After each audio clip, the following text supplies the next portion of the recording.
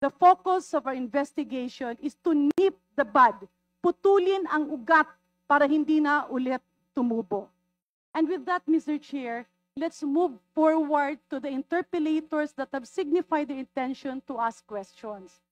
And I believe the Honorable Erice, as I earlier talked to him, is amenable to inviting a colleague. Kung hindi dumating, then let's discuss that. But is that the solution? Because any member of Congress will change, any committee chairman will change.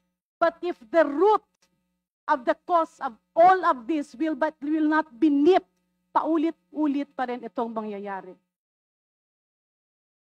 Thank you. Congressman Chanco, then Congresswoman. Mr. Chair, yun na nga ang problema, no? Nung unang ginawa to, I was against it. How can we investigate ourselves? That is the primary question. So kung isang congressman, sabi nyo kanina, kahit sino masagasaan, wala tayong sasantuhin, kahit congressman, kahit senador. Eh kung ang congressman hindi pa pwedeng maging resource person at hindi natin pwedeng pa-testify under oath, eh di ibig sabihin sa usapang to, exempted ang congressman. So paano tayo mag-iimbestiga? Paano tayo? Number one. Number two, Mr. Chair, here is the USB. Sinasabi, paano nagkaroon ng insert?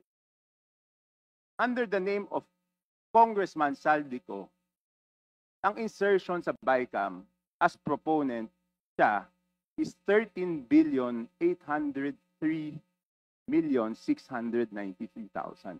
And we do not want to invite him as a resource person. Mr. Chair, sorry. Comsec, can you show this? Para lang sabihin hindi ako Mr. Chair, with nag-invento. due courtesy. Wait, I have the floor. Yeah, I have the floor. Yeah, but I have the floor. No, Mr. Chair. I have the floor. Just to, on the I have record, the floor. on the record,